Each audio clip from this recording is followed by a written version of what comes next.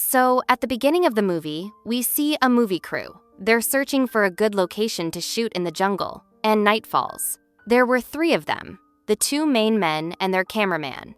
But she had lost her way and was wandering around the jungle, returning to the same spot over and over again. This meant they were all lost. So, the 3 of them began looking for a good spot to pitch their tent. But during their search, they spotted a man standing in front of them, waiting for them. When he turned his face, they were shocked to see he was wearing a strange mask. They were terrified and quickly fled. Obviously, anyone standing in the middle of the jungle with such a mask would be in a state of panic. Well, the masked man wasn't alone. He had 2 other companions, one of whom was a girl. The man on the movie crew takes his mobile phone out of his bag to check for signal, hoping to call for help. But then a masked man arrives and kills him with a chainsaw, leaving only 2 members of the crew, a woman and a cameraman. But even those poor people don't survive for long, as a masked killer kills the woman and another cameraman. They too suffer a horrific death, all recorded on the cameraman's camera. The scene shifts, and we see another movie crew. This one also consists of only 3 members, a girl named Hope, her partner, and a cameraman. A producer had asked them to find a suitable cabin for their short film, but they couldn't find one anywhere. But Hawk suggested that they might find one in the woods. Then they all hopped into a car and headed off into the woods. Then, they stop at a gas station to fill up the car. The cameraman, who was filling up the car and recording everything, explains that the producer had instructed him to record everything. "That's why I'm doing this," he said. "The producer has said that the camera should never be turned off." Then, they all go into the forest. They spot a cabin in the middle of the forest. Hope's companion, named Bun, is terrified. He insists they should leave, but Hope ignores him and starts going inside when she hears a girl screaming from inside. So, they all go inside to investigate. They see that a TV is on, and the screaming is actually coming from that TV. They start checking the entire cabin. Then, they find the cabin's owner. He gets angry at them, but they tell him everything. They heard the screaming coming from the cabin. That's why they came inside. Here, Hope tells the cabin owner, "We'd like to rent this cabin for 2 days. The cabin owner, considering the circumstances, asks for $2,000 for 2 days, which is too much. He's actually taking advantage of their helplessness. Since they still have to make the movie, Hope offers him $750 a day. The owner initially refuses, but later agrees, believing it's a good amount for him. Hope gives her the money, and the owner is about to leave, but he pauses, forbidding them from going any deeper into the forest, as there's a group of people living inside who might not like them. He explains that many members of that group used to live there, but then the government came and drove them away. Some of them left, while others remained hidden in the forest. After sharing these details, Honor leaves. Hope and Ben are overjoyed, having found this cabin with great difficulty, which would be perfect for their short film. Hope shares this news with the producer, who says he'll be coming to see it soon. Celebrating the cabin's success, Hope, Ben, and cameraman Hope share drinks, then head out into the woods to find a suitable location. They notice that the entire forest is perfect for their film. While Hope is checking around, she sees someone walking through the bushes, but she doesn't pay much attention. The 3 of them then go inside the cabin and look at the locations where they shot in the woods. They begin checking the camera and see the same masked man in the video shown at the beginning. This alarms Hope. She asks Bun to close all the cabin's windows and doors. Shortly after, the producer arrives. They explain everything to the producer and show him the footage. However, he insists it must be just some kid playing a prank. The producer tells them to stay put. Hope doesn't want to stay there. The producer says they'll spend the night elsewhere, but they'll have to wait a little while because a colleague is coming to check the cabin.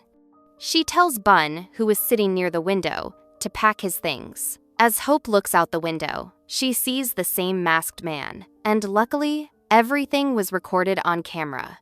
She immediately informs the producer of everything. He's just about to check the camera when someone knocks on the door. When the producer goes out to check, there's no one there. The producer thinks it's just a kid's prank, so he goes back inside. Per explains to Bun that they're overthinking things. Don't worry so much, and says they should start shooting their short film. Just as he's talking, there's another knock on the door. This time, when the producer goes out to check, There are the same 3 masked killers. The producer approaches them and threatens them to leave, but they don't even move. Then, suddenly, one of the men hits the producer on the head with a hammer, causing him to bleed profusely and die a painful death. The cameraman quickly comes back inside with his camera. All 3 are utterly shocked by what has happened to the producer. Well, now it's clear why there was no signal, because the masked killers had a device that blocks signals. The trouble was getting worse as the lights went out. The masked killers were standing outside, waiting for Hope, Ben, and the cameraman. Hope said, "We need weapons to defend ourselves." So they went into the kitchen and took a knife each. They also found flashlights there, which they also took. The 3 of them entered another room, and a masked man was standing outside. Just then, the lights came back on, and Hope found a box downstairs containing several CDs. One of them had a girl's name written on it. Hope put it in the DVD player and played it. Inside, there was footage of the same girl. The masked men forcibly took her outside, bound her hands and feet. Then, they ran a lawnmower over her face, ravaging her entire face. The girl died in agony. The terrifying thing was that the room where the girl was sleeping was actually a room in this cabin. This meant that whoever the masked men were, they had been doing this for a long time. They would kill anyone who came to this cabin or the forest. They would also film them. Now, after careful consideration, they ask the masked men themselves, "What do you want?" They say they just want the girl. This means Hope. This makes Hope even more nervous. She then tries to convince the masked woman that she didn't do anything. She's just a filmmaker, so she should let them go. But of course the masked killers wouldn't listen, and Bun also tries to convince Hope that these people won't understand anything. Just then, the producer's partner arrives in a car, and Hope tells Bun that the 3 of them can get to the car. They were just discussing how they would reach his car when the masked killers sent a video to Hope's phone. Upon playing the video, they saw that the killers had captured the producer's partner and were brutally beating him with a drill. They were torturing him. The brutality escalated when they began pulling out his nails. Unsatisfied, they killed him. Everyone was horrified by this. Not only that, but they also came to the window with the producer's partner's body and punctured the tires of his car, meaning they had completely foiled their plan to reach his car. Now, stay away from the killers. He goes in to try to find signals so he can call the police. But he returns even faster than he left, as the 3 of them had also attacked Ben, leaving him in a critical condition. Once inside, Ben notices that only 2 killers are outside the window. Where did the 3rd one go? Wondering if he had gotten inside, they began checking the cabin to see if he had gotten in. Ben had even kept a roving knife nearby for his safety. When they both enter the room, everything is scattered. When Ben approaches the bed to check the situation, the 3rd killer, who had been hiding under the bed, comes out and grabs Ben's legs. Then, Ben thrusts the crowbar into the killer's face, killing him instantly. The 2 remaining killers outside attempt to burn the entire cabin down to force Hope, Ben, and the cameraman out. They each take a camera with them to record everything. But then the lights go out, and the masked lady attacks them. Hope, who had quickly escaped the cabin, runs into the woods to escape. Inside the cabin, the lights return, and the masked lady attacks Bun. She had been holding him from behind, and Bun, without wasting any time, plunges the knife into Bun's neck, killing the lady. The cameraman and Bun then escape from the cabin and flee. However, due to the darkness outside, they become separated. Meanwhile, Hope continues on through the woods, but is suddenly attacked by the last remaining man with a massive knife. Hope manages to escape and reach her car. However, the killer appears with a chainsaw, forcing Hope to flee once again. The cameraman receives the signal, and as he begins to call the police, another masked man arrives. He attacks the cameraman from behind and kills him. This killer wasn't the same killer from the Chaso. This means there were many others out there doing similarly dangerous things. Hope ran to the road. A car was coming, carrying none other than the cabin owner. Hope got into the car, told the owner everything, and asked for help. But instead of helping, the owner started taking Hope back to the cabin. And then we learned the shocking news that the owner was one of those masked men. Realizing this, Hope plunged a knife into the cabin owner's stomach and escaped. Then we saw Bon, still on the run from the masked men. But then he reached an old cabin, where he found the cameraman's body. When Pan went inside to check, the killer suddenly appeared in front of him, armed with a chasso. He also attacks Pen with a chainsaw, killing him. Meanwhile, Ho records a message, saying, "This could be my last message. I want to tell anyone who finds this video to hunt down and kill these masked men with the help of the police." She then begins to look for a way out.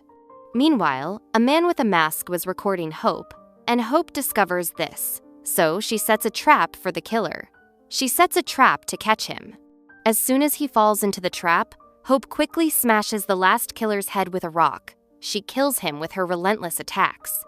Hope is about to flee, but the man with the chainsaw arrives and cuts Hope's stomach with a chopstick. Hope continues to run, still pursuing the killer.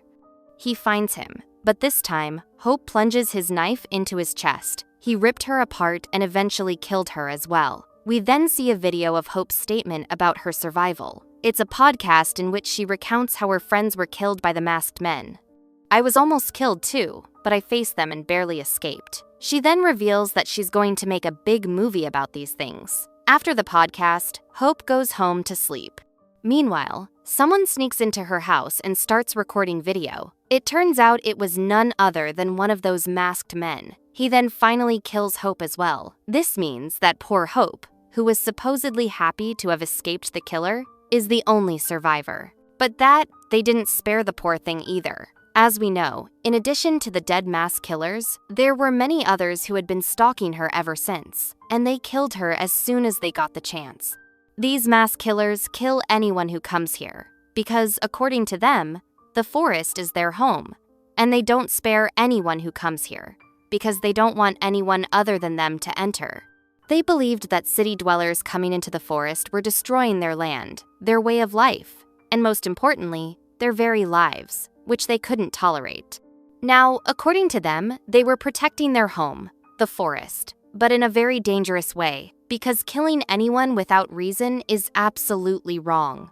Therefore, we would call them crazy psycho killers. They even make movies about them to prove that we do this to anyone who tries to tease us. And with this horrific ending, the movie ends here.